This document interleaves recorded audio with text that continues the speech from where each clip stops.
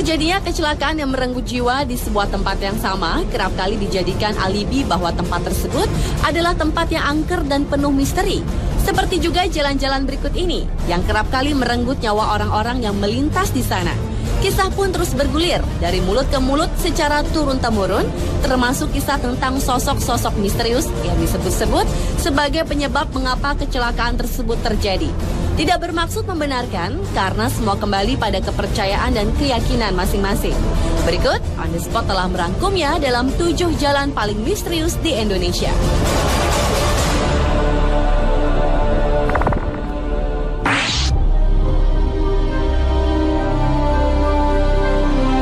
Diawali dengan sebuah jalan di persimpangan jalan di Pontianak. Jalan ini dilalui sebuah jembatan yang dinamakan Jembatan Benteng. Menurut kepercayaan warga sekitar, tepat di jembatan tersebutlah merupakan titik kecelakaan. Dalam sehari bisa terjadi hingga 24 kali kecelakaan. Beberapa korban kecelakaan mengatakan mereka pernah melihat sosok manusia tanpa kepala berdiri di jembatan tersebut. Masih di kota Pontianak, ternyata selain Jembatan Benteng, di Pontianak juga terdapat Jalan Siantan Hulu yang dianggap angker. Di sisi jalan ini terdapat sebuah pohon yang konon dihuni oleh makhluk gaib yang dianggap merupakan penyebab dari kecelakaan-kecelakaan yang terjadi di jalan ini. Dan kecelakaan-kecelakaan yang sering terjadi seolah menjadi penguat keangkeran dan kemisteriusan jalan ini.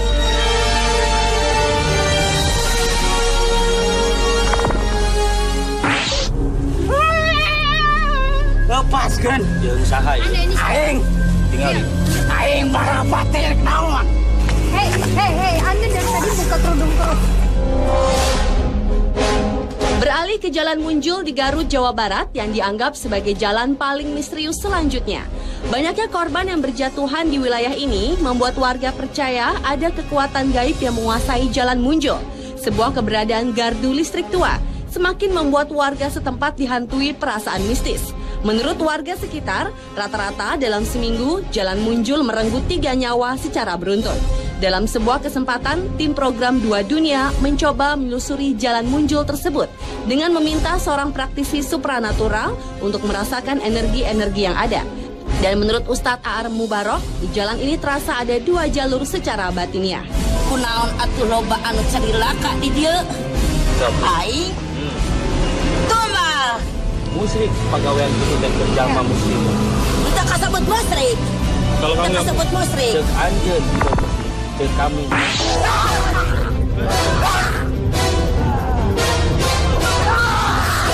Jalan Bremubung di Kabupaten Demak, Jawa Tengah merupakan jalan paling misterius di Indonesia berikutnya. Ada mitos yang menyebar pada warga setempat, yakni kekuatan gaib di sekitar wilayah tersebut yang kabarnya dapat menyebabkan korban jiwa ketika melintasi jalan Brumubung ini, khususnya mereka yang menggunakan baju berwarna merah. Penyelidikan pun dilakukan tim program 2 Dunia bersama seorang praktisi supranatural, Ustadz Cilik Guntur Bumi.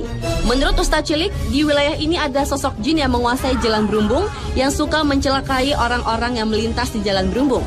Jin tersebut merupakan titisan dari Nyi Roro Kidul untuk mencari korban manusia supaya menjadi pengikutnya.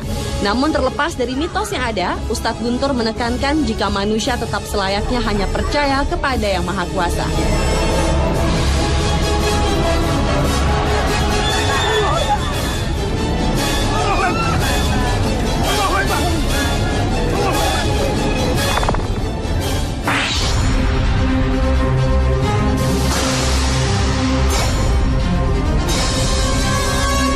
Jalan Pantura merupakan jalan misterius di Indonesia berikutnya. Jalan yang menjadi jalur penghubung antara Jawa Barat dan Jawa Tengah ini ternyata menyimpan banyak cerita misteri. Menurut penduduk sekitar, penyebab utama banyaknya kecelakaan yang terjadi di jalur yang dijuluki jalur tengkorak itu, yaitu dikarenakan ulah makhluk halus yang berada di sepanjang jalur ini. Makhluk halus yang mengganggu pengendara di jalur tersebut disebut-sebut adalah para korban dari kecelakaan di jalur Pantura itu sendiri. Beberapa saksi mata menuturkan bahwa penampakan makhluk halus yang kerap kali terlihat pada tengah malam atau selepas maghrib, yakni sesosok pria dan wanita yang wajah dan tubuhnya berlumuran darah, dan terkadang ada suara tangisan dan rintihan meminta tolong.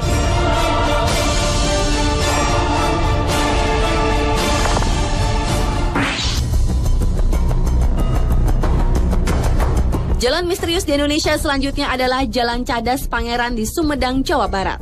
Keangkeran di kawasan Cadas Pangeran memang bukan rahasia lagi. Konon kabarnya sering terjadi pembunuhan sadis terhadap orang-orang yang melintas, baik itu pengendara mobil maupun motor. Korban-korban pembunuhan kebanyakan ditemukan remuk di dasar jurang yang terjal.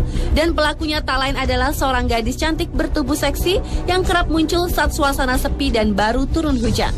Dalam melakukan aksinya, si gadis biasanya berusaha menghentikan kendaraan yang melintas. Dengan senyum manisnya, ia meminta tolong si pengendara untuk mengantarkan ke suatu tempat. Korban yang rata-rata adalah pria, tanpa ampun langsung terpana pesona si gadis.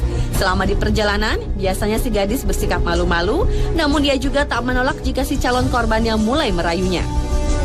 Ketika suasana makin larut, si gadis biasanya minta diturunkan di suatu tempat.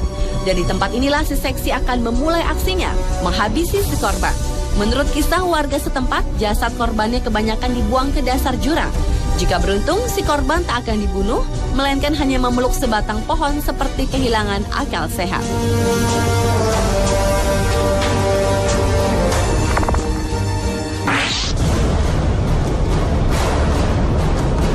Jalan penuh kisah misterius berikutnya adalah Jalan Jenderal Sudirman di Ciamis, Jawa Barat. Jalan ini merupakan jalur utama yang menghubungkan Jalan Jawa Barat dengan Jawa Tengah. Lalu lintas jalan itu tak pernah sepi, baik siang maupun malam. Konon banyak kecelakaan yang terjadi secara misterius di jalan yang terbilang lurus dan agak menurun tersebut. Bahkan tak sedikit warga yang tinggal di sepanjang pinggiran jalan tersebut mengaku pernah mengalami peristiwa mistis. Mulai dari melihat penampakan wanita berbaju merah, berselendang merah, hingga supir angkot yang seperti melihat penumpang yang menghentikan mobilnya di jalan yang sepi pada malam hari.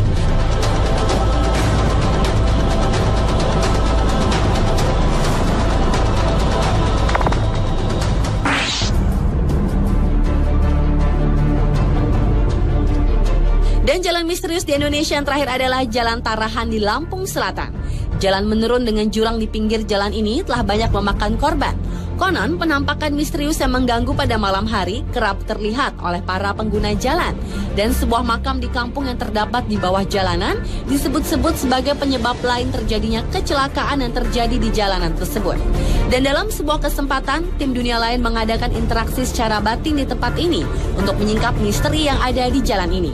Dan rupanya, sesosok hantu wanita yang dikenal dengan nama Nyai Genih yang bukan dari makam-makam di tempat tersebutlah yang dikenal sebagai pengganggu orang-orang yang lewat di jalan tersebut.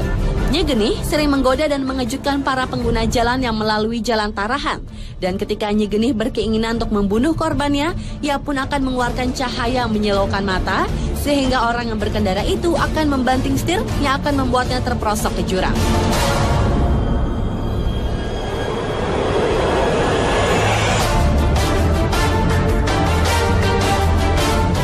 Itulah 7 jalan misterius di Indonesia versi on the spot.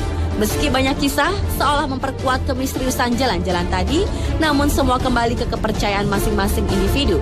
Selalu waspada dan berdoa tentu menjadi benteng yang akan menjaga kita. Karena pada hakikatnya segala kejadian yang menimpa kita, Sang Penciptalah yang paling berhak menentukannya.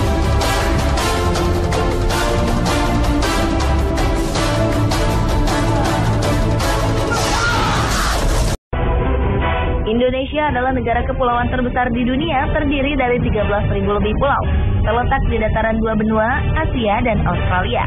Indonesia memiliki iklim tropis dan jutaan keindahan alam. Indonesia juga dikenal dengan penduduknya yang ramah.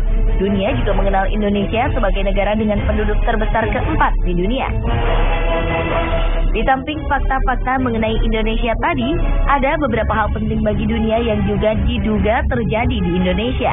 Berikut 7 hal yang diduga terjadi di Indonesia versi on the spot.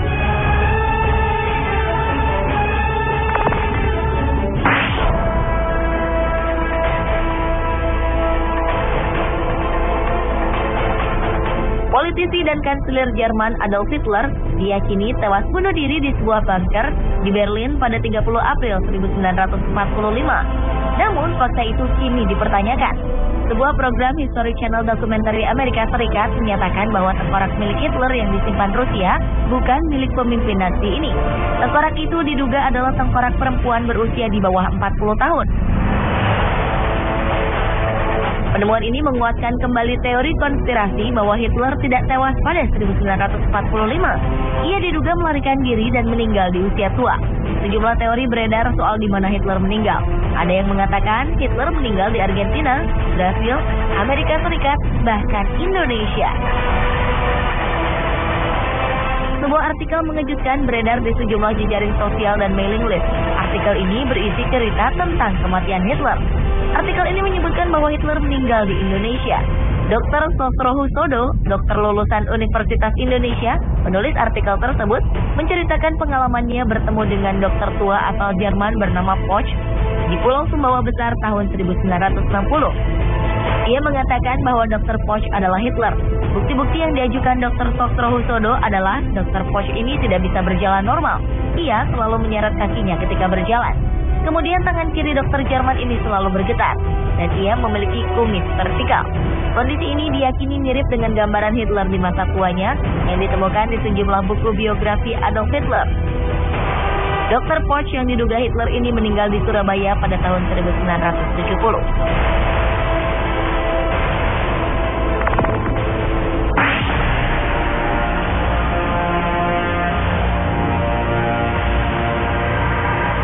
Plato menyatakan bahwa puluhan ribu tahun lalu terjadi berbagai letusan gunung berapi secara serentak, menimbulkan gempa, pencairan es, dan banjir.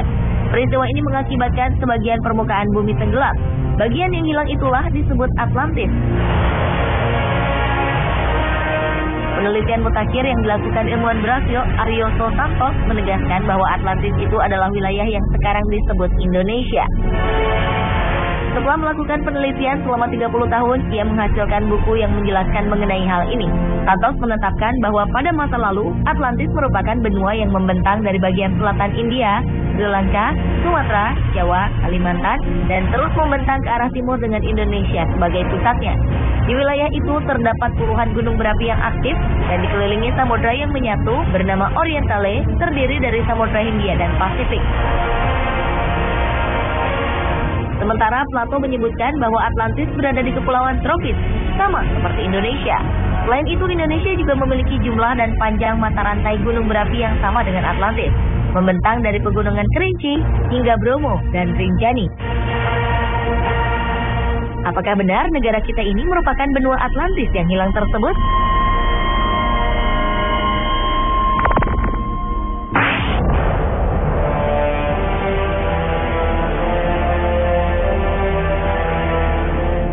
Haji Fahmi Basya, seorang ahli matematika Islam, mengatakan bahwa Candi Borobudur merupakan peninggalan Nabi Sulaiman yang ada di tanah Jawa. Ia mengungkapkan temuannya ini melalui penelitian selama 35 tahun berdasarkan pada fakta-fakta eksak melalui pendekatan Al-Quran. Pernyataannya ini sempat memunculkan pro dan kontra, karena selama ini Borobudur diketahui merupakan candi Buddha dan dibangun pada akhir abad ke-8 Masehi atau sekitar 1200 tahun lalu. Sedangkan Nabi Sulaiman diyakini hidup 3000 tahun lalu. Menurut Fahmi Basya, ada relief-relief yang identik dengan kisah Nabi Sulaiman. Ia juga meyakini bahwa patung Unfinished Solomon yang ada di Candi Borobudur merupakan pekerjaan yang belum selesai karena sang Nabi meninggal lebih dahulu. Masih banyak fakta lain yang dibeberkan oleh Fahmi Basya. Namun, sepertinya teori ini banyak ditentang oleh masyarakat.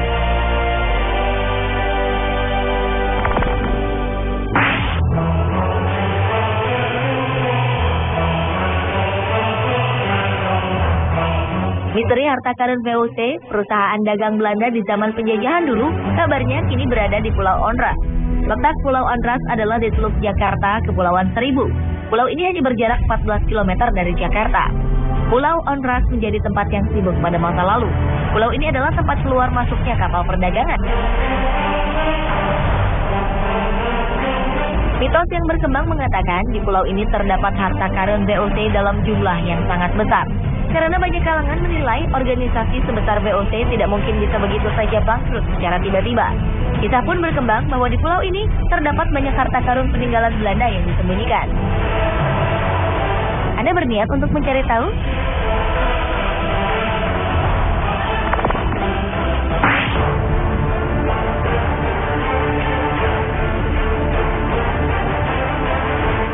Eropa di abad ke-15 tengah berada dalam keadaan risau dan berkemelut.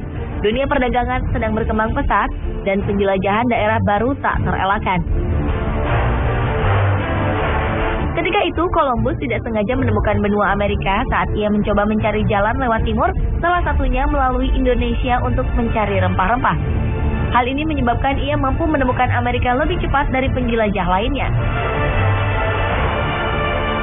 Bukti yang memperkuat teori ini adalah Columbus juga membawa dan memperkenalkan buah pala yang hanya tumbuh di Indonesia ketika pertama kali menginjakkan kaki di benua Amerika. Ia juga membawa buah ini ke Eropa.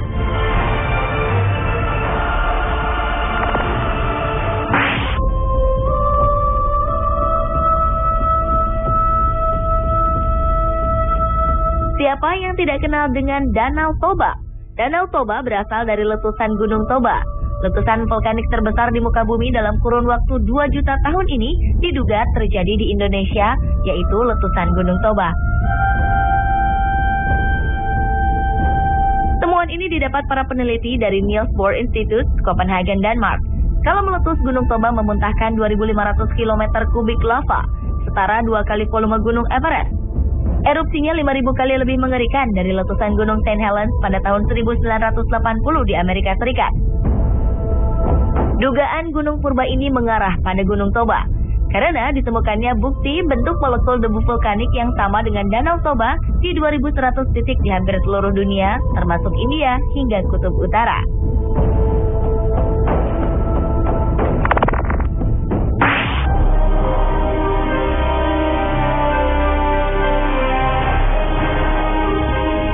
Sebelum abad 19, para ahli menyatakan bahwa manusia pertama kali berasal dari Eropa. Namun pada akhir abad 19, seorang berkebangsaan Belanda bernama Eugene Dubois berhasil menghadirkan penemuan yang luar biasa. Ia menemukan manusia purba tertua di Solo, Indonesia. Pada tahun 1887, dengan hati menggebu, dokter Belanda ini datang ke Pulau Jawa untuk mematahkan teori bahwa manusia pertama kali berasal dari Eropa. Ia mempekerjakan 50 orang pribumi untuk menyusuri tepi Sungai Bengawan Solo sambil meneliti lokasi potensial tulang belulang manusia purba. Pekerjaan ini membuahkan hasil yang menggemparkan dunia. Ia menemukan tengkorak manusia purbakala yang mencirikan kerak. Selanjutnya pada tahun 1892, Eugene menemukan tulang kaki manusia purba yang mirip dengan manusia modern. Dari bentuk kaki disimpulkan pemilik tulang tersebut sudah bisa berjalan dengan 2 kaki. Dan diketahui bahwa tengkorak tersebut adalah nenek moyang manusia yang ada sekarang, dikenal dengan manusia Jawa atau Pithecanthropus erectus. Teori ini memunculkan banyak kontra, terutama dari kalangan Eropa. Dan seiring waktu, makin banyak penemuan fosil manusia purba di sekitar kawasan penggalian Eugene.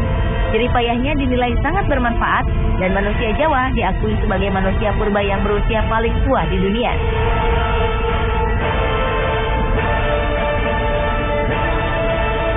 Pemirsa, itulah 7 hal yang diduga terjadi di Indonesia versi On The Spot.